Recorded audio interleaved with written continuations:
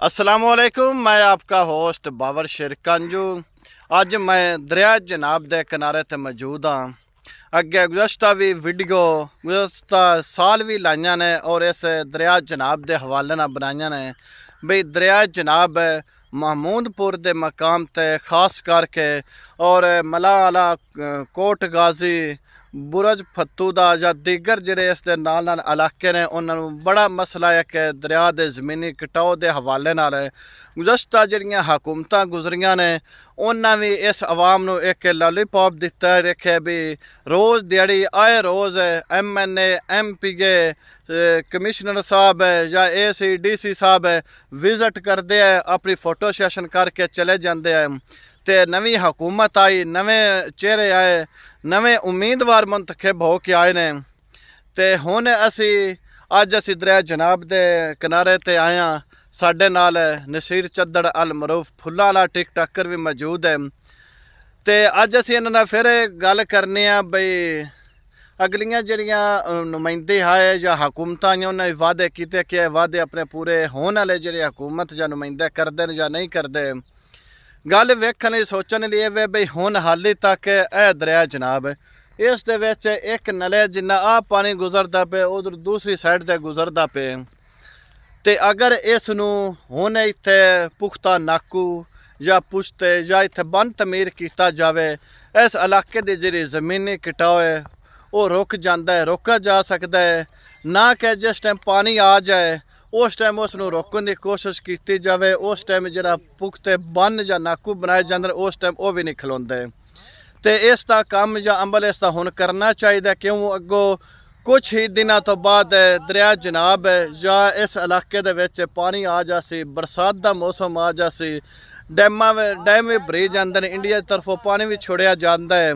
तो फिर उस टाइम इस आवाम का कोई पुरसाने हाल नहीं होंदा। आए रोज़ हज़ारा एकड़ा जिहड़ी ज़मीन है वो दरिया बुरद हो जाती है। साडे नाल टिकटाकर नसीर चद्दड़ मौजूद, असी इस हवाले नाल इन्हां नाल गुफ्तगू करने आ जी। अस्सलाम वालेकुम। वालेकुम अस्सलाम। अच्छा नसीर साहब, पिछलियां हुकूमतां पिछले अवामी नुमाइंदे मुंतखब हो के आए ने, हर दौर दे विच हर साल इत्थे आउंदे रहे ने। AC DC ते अवामी नुमाइंदे भी तुहानूं आके दिलासा देंदे रहे ने, लेकिन वो दौर गुजर गया। नवी हुकूमत आई, नवे चेहरे आए, नवे अवामी नुमाइंदे आए। उन्हां ते तुसीं की उम्मीद तवक्को रखदे हो या की उन्हां नूं पैगाम देना चाहते हो? वेखो ना, ਇਹ ਸਾਰੇ ਆਪਣੇ ਇਲਾਕੇ ਦਾ अगर ਤੁਸੀਂ ਜਾਇਜ਼ਾ ਲਓ ਜ਼ਿਲ੍ਹਾ ਹਾਫਜ਼ਾਬਾਦ ਦਾ जी ਤੇ ਮਹਮੂਦਪੁਰ ਇੱਕ ਐਸਾ ਮਤਲਬ ਪਿੰਡ ਹੈ ਕਿ ਜਿਹੜਾ ਨੂਨ ਲੀਗ ਦੀ ਗੱਜ ਵੱਜ ਕੇ ਹਮਾਇਤ ਕਰਦਾ ਔਰ ਬੜੀ ਭਾਰੀ ਲੀਡ ਨਾਲ ਜਿਤਵਾਉਂਦਾ ਵੀ ਆਈ ਨੂਨ ਲੀਗ ਨੂੰ जी। ਤੇ ਹੁਣ ਹਕੂਮਤ ਵੀ ਨੂਨ ਲੀਗ ਦੀ ਹੈ। ਤੇ ਇਹ ਹੁਣ ਤਕਰੀਬਨ ਮਹੀਨਾ ਡੇਢ ਜਿਹੜਾ ਅਜੇ ਤੱਕ अवामी नुमाइंदा भी नून लीग दे ਮੁੰਤਖਬ जी। ਤੇ ਵੇਖਿਆ ਜਾਵੇ ਤੇ ਮਤਲਬ 2 MNA भी नून दे हो गए, MPA भी नून दे हो गए। हाँ जी। ते वेखो सोचने की गल है वे हैड कादराबाद तो लैके सियाल मोड़ वाली पुल तक इन्ना खतरा है, लेकिन ये दोवें नून लीग दे MPA दे एरिए विच आउंदे ने। अगर वो काम करवाना चाहन ते उन्हां दे के बाहर ते कोई नहीं। ते लेकिन नून लीग नाल महमूदपुर वालियां मतलब हर वारी वफा कीती है, किसी मौके ते मतलब निन्ना छड्या, चाहे जो भी होया।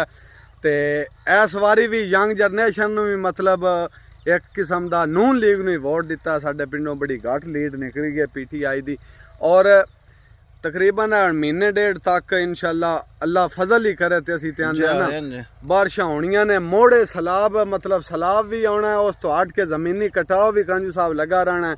लेकिन अगर हुण कुछ हल ना किया गया तो नुकसान मतलब अगे दी निस्बत हुण मुड़ होने ही ने। ते लिहाजा साडी गुजारिश ही है कि मेहरबानी की जाए, साडे हाल ते रहम किया जाए। अच्छा तुसी एक मोटा जिहा अपना हिसाब किताब दिओ बई ये हुण तक अगे भी असीं सुनदे आए हैं, लेकिन दस्सिया भी है बई इन्ना रकबा दरिया बुरद हो गया। कितना को अपने पिंड दा खास करके होए दरिया बुरद रकबा?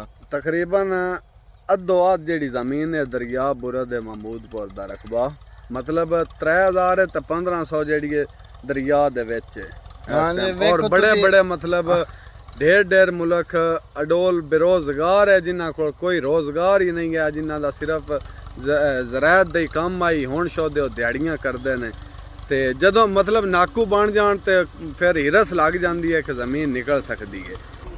अच्छा जी नसीर साहब की तुसा गल सुनी है थानू अगे भी दसदे भी रहने पता भी शायद थानू होवेगा बई जिते असी खले हैं इस जगह तो इस तो पिछले साइड ते एक पिंड हुंदा सी ठट्टा शेखां ते जेड़ी मस्जिद एक हुंदी बा जमात उस मस्जिद विच नमाज हुंदी है लेकिन वो पिंड भी दरिया बुरद हो गया है डेरे आए होर बड़े बड़े इत्थे वाम इन्हें कि महमूदपुर के वसनीक है उन्होंने डेरे हवेलियाँ आईया लेकिन सारे दरिया बुरद हो गए नसीर साहब इस कौम इस अवामी नुमाइंदियां या कि इंतजामिया के हवाले नाल तुसीं अपने शरो शरी के अंदाज विच की पैगाम देना चाहते हो पैगाम कोई नहीं है साडा मतलब अर्ज ही है जी कि असी जेड़े दरियावां दी मणा ते रहण वाले लोग हां जी कि इस हुसन ते बखत दी दुनिया दे दियों उबर दे ढलदे रहंदे तेरे वांग वफा दे कई कातल संग गैर दे रलदे रहंदे और तन के पता वै इस मुल्क दे मेहणे किवें सीधा करी जलदे रहंदे बड़े दरिया दे काने ढीठ होंदे सिर बोड़ के हलदे रहंदे जनाब ए नसीर साहब सान है